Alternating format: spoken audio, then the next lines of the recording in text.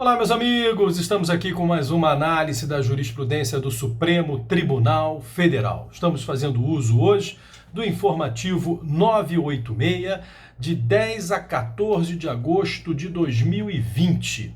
O tema é Direito Ambiental, Competência Normativa. Trata-se da ADIM 5977, ministro relator Ricardo Lewandowski. ADIM questiona a lei do Estado de São Paulo 16.784 de 2018, que traz a proibição da caça sob qualquer pretexto. E o ministro Ricardo Lewandowski entendeu, como relator, trabalhando depois o tribunal por maioria, entendendo que ele tem razão, que isto fere as normas gerais criadas pela União.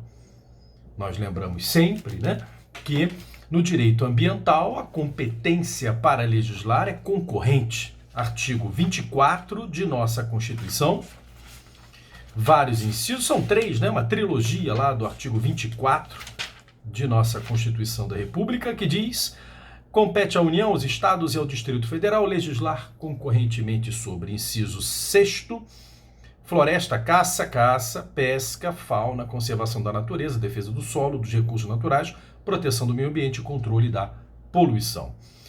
Inciso 7º, proteção do patrimônio histórico, cultural, artístico, turístico e paisagístico, meio ambiente cultural, E o inciso 8º, responsabilidade por danos ao meio ambiente.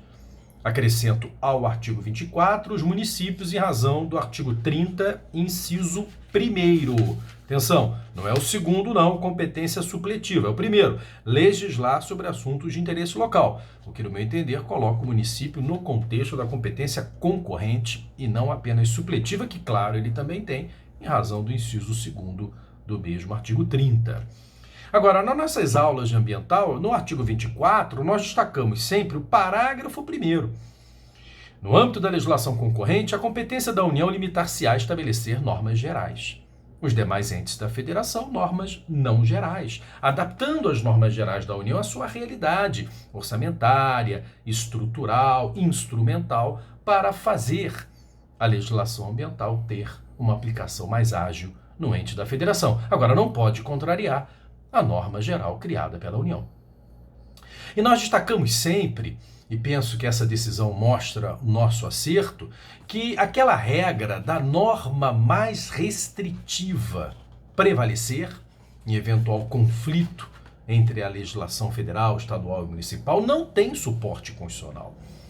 O suporte constitucional é muito simples. É norma geral? A competência da União. Tudo bem que a gente não tem muita clareza, certeza, talvez seja a expressão mais adequada, do que venha a ser uma norma geral. Mas esse é o parâmetro.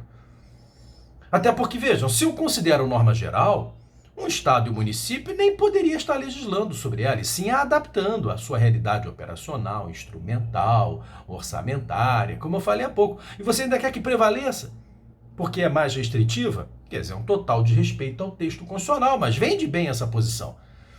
Em sala eu já até falo, olha, em múltipla escolha então, que você não pode argumentar, fique atento, porque uma mentira contada várias vezes vira uma verdade. E é muito comum o gabarito adorar essa colocação, que a norma mais restritiva prevalece. Eu peço até que você tenha uma leitura de Paulo Bessa Antunes, Direito Ambiental, hoje na editora GEM. Excelente trabalho, onde o próprio autor faz até uma meia-culpa. Olha, já falei muito dessa história de norma mais restritiva. Aí resolvi estudar o texto constitucional e não é bem assim. É brilhante a lição dele. E entende o ministro relator, que acabou fazendo maioria em relação a considerar inconstitucional passagens da lei estadual, especialmente os artigos que proíbem qualquer tipo de caça, porque eles ferem a norma geral criada pela União, que é indevidamente chamada de Código de Caça, na verdade é Código de Proteção à Fauna, porque a regra, o Código de Caça, é proibir a caça, quer dizer, então o nome é muito infeliz, Código de Caça, que proíbe a caça, quer dizer, vejam que a lei paulista está no mesmo contexto da lei federal, Código de Caça, que é a lei 5197, lá de 67.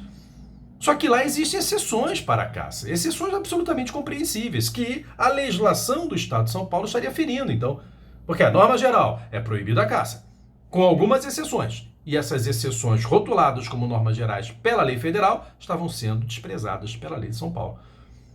Logo, o Supremo entendeu que a lei paulista tem essas passagens de inconstitucionalidade. Eu chamo a sua atenção no Código de Proteção à Fauna, mal conhecido como Código de Caça, que o artigo 3º, parágrafo 2º, diz assim: será permitida, mediante licença da autoridade competente, a apanha de ovos, larvas e filhotes que se destinem ao estabelecimento acima referidos, bem como a destruição de animais silvestres considerados nocivos à agricultura e à saúde pública.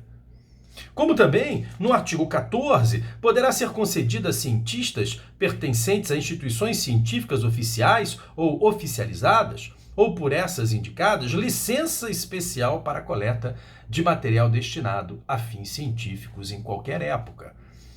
Isso estaria proibido, então, pela Lei de São Paulo, ferindo uma norma geral, que é a nossa Lei 5197, lá de 1967. Então, penso que a decisão do Supremo é acertada, confirma a tese que a regra mais restritiva prevalece, é uma regra perigosa. Vejam que aqui a mais restritiva, que é a Lei de São Paulo, não prevaleceu, adotando-se o mandamento constitucional da norma geral criada pela União.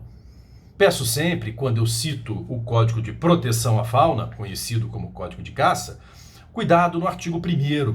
Gosto sempre de fazer esse alerta, né? Os animais de qualquer espécie, em qualquer fase de seu desenvolvimento, e que vivem naturalmente fora do cativeiro, constituindo a fauna silvestre, bem como seus ninhos, abrigos e criadouros naturais, são propriedades do Estado. Sublinha isso, risca isso, são propriedades do Estado, sendo proibida a sua utilização, perseguição, destruição, caça ou apanha. Tá vendo?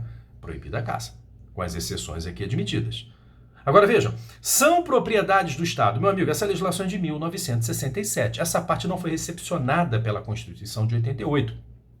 No artigo 225 de nossa Constituição, ela define que a natureza jurídica do meio ambiente é um bem de interesse público, é um bem de todos nós.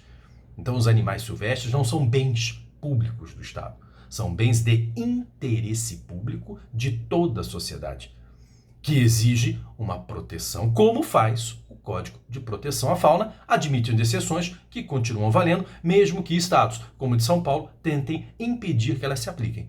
O Supremo mostra que as normas gerais realmente prevalecem, ok? Então é isso, meus amigos. Prazer em revê-los. Até o próximo Comentários à Jurisprudência do Supremo Tribunal Federal. Valeu!